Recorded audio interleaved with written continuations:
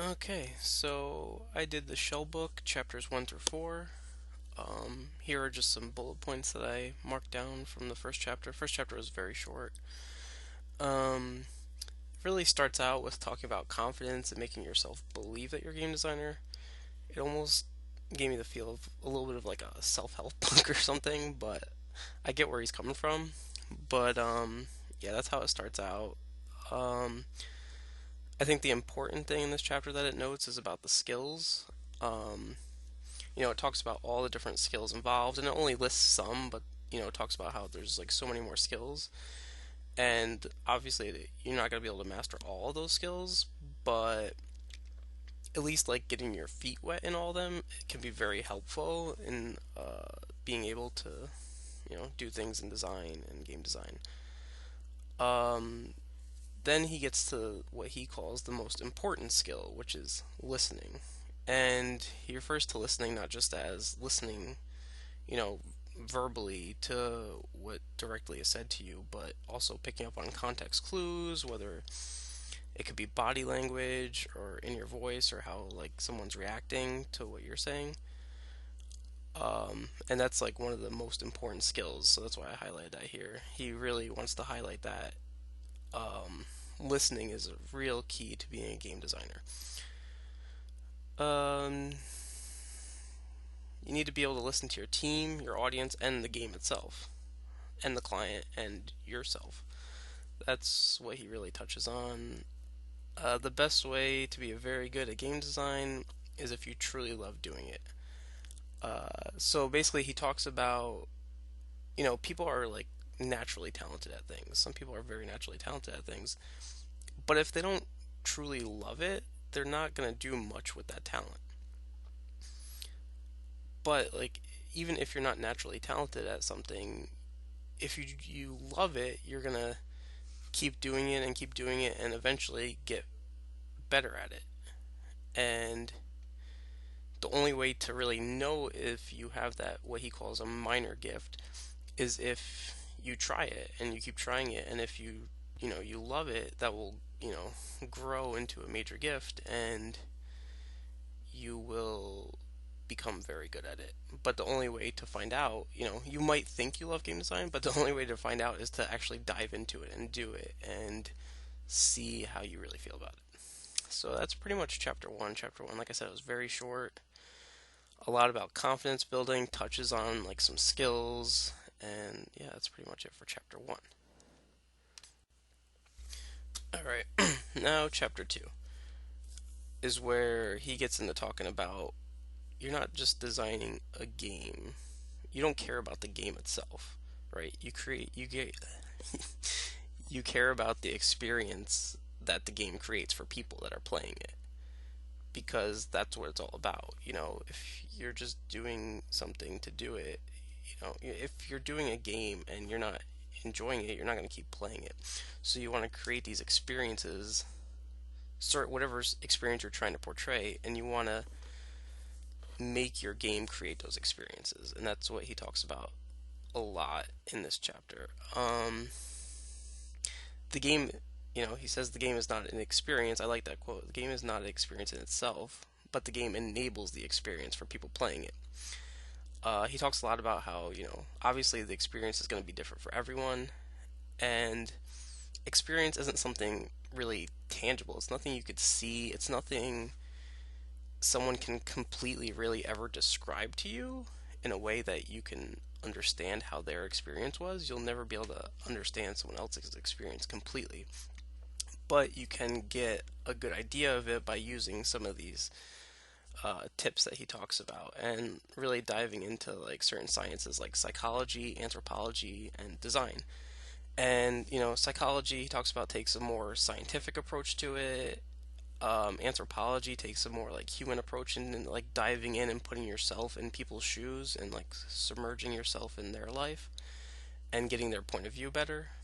And then design, you know, across all mediums is, good to look at for when you're talking about this.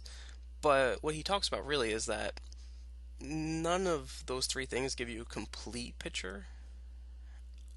You really need to kind of bridge them together and take a little bit from each of them to really try and understand what the experience you're creating is and how you're going to create that experience, and also when you're testing it out to make sure that is the experience people are getting from it. Um,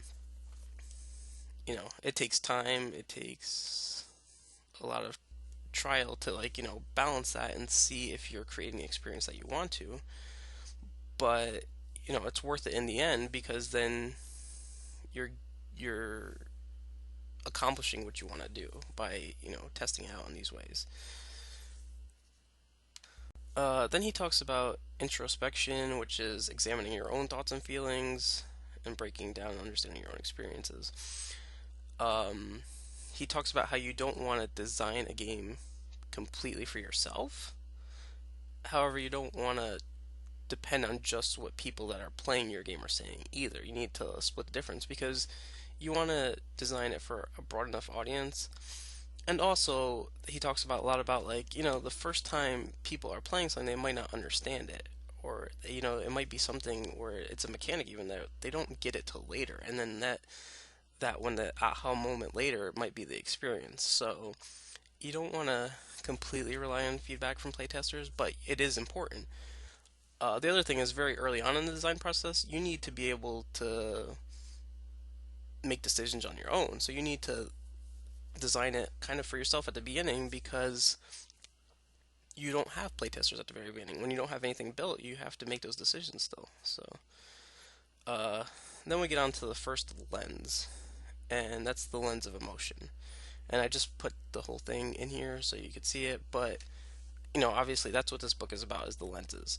So I think it's very important to look at the bullet points of the lens and think about that when we're making a game, or even like looking at games that you play and looking at through that lens, and you could start to think about it in that way. Then he talks about analyzing experiences. I think he made a very good point here. Is like you can't really analyze an experience while it's happening very well because the act of actually analyzing it in the process is changing the experiencing it, maybe diminishing it, maybe not, but it's changing the experience because you're not fully immersed in experiencing the thing. You're also analyzing it at the same time. So I thought what he said of going for the experience and then immediately after analyzing is a very good idea. I like that.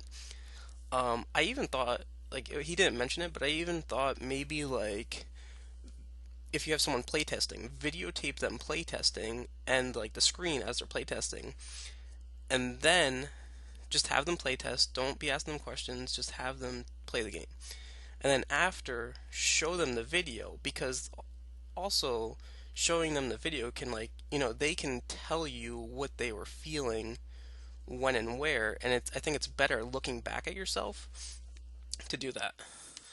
Um, then there's the lens of essential experience. Uh, Again, we kind of talked about this. It's about thinking about the experience you're making, not about the game you're making. You want the game to dictate the experience. Alright, chapter 3 was another pretty short one. It starts out by talking about platforms and saying, you know, think about where you want your game to be played because really different platforms are ideally located in different areas, whether it be in public, whether it be at a workbench as he calls it, which is like a computer desk, whether it be in by the hearth, which is like a living room, I guess. So thinking about where, technologies change all the time, but the venues don't change very often. So you want to think about the venue your game is meant to be played in, and that leads us to the lens of the venue. That's pretty much all chapter 3 is about, and yeah. All right, now chapter 4. The whole chapter 4 is about definitions, basically. Starts out with talking about how we define a game. We don't actually get to definitions of how we define a game till really the end of the chapter, but anyway, that's how it starts out. We get to the lens of surprise, and you start thinking about that and how you can incorporate that into the game. Then you start thinking about the lens of fun. Obviously, you want your game to be fun, which is another thing we talked about definition on what is fun exactly, but you want your game to be fun. No one's gonna want to play the game if it's not fun, right?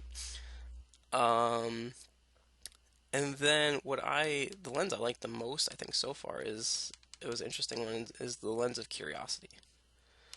And at the end of the chapter, we'll get to this, but it's really like, curiosity and like questioning whether you can do something and how you're going to do it is really like such a key part of every game and the reason that we want to play games. So I think this is a very important lens. What questions does my game put in the player's mind? Why should they care about it? So I think that's a very important lens. I just want to make sure I emphasize that. Then we get to this lens over here, which is about indigenous value, which is basically saying like the stuff in the game doesn't have value outside of the game. Like the game gives it value. So like even like it talks about like things like MMOs, like if there's like an item in a game that's very like rare and very valuable in the game, you can even like sell it outside the game for real world money, but the only way that item has a value is in the game because without if the game wasn't there, then the item basically wouldn't be there. There would be no point to the item because there's no game to use it in. So that's an interesting lens, I thought. And then I messed up here. And then finally is the lens of problem solving. What problems does my game ask the player to solve? Are there hidden problems that arise in the gameplay? And blah, blah, blah. And that's important because the final definition that we kind of land on, obviously it's not perfect, he says, but the final definition for what a game is a problem solving activity approached with a playful attitude. So, all games really, you want to solve a problem. And if you take that problem solving out of the game, it really, he says, just becomes a task, which you think about a lot of games. And yeah, if you take the problem or what you have to do in the game or what you're trying to resolve or accomplish out of the game, then it's not really a game anymore.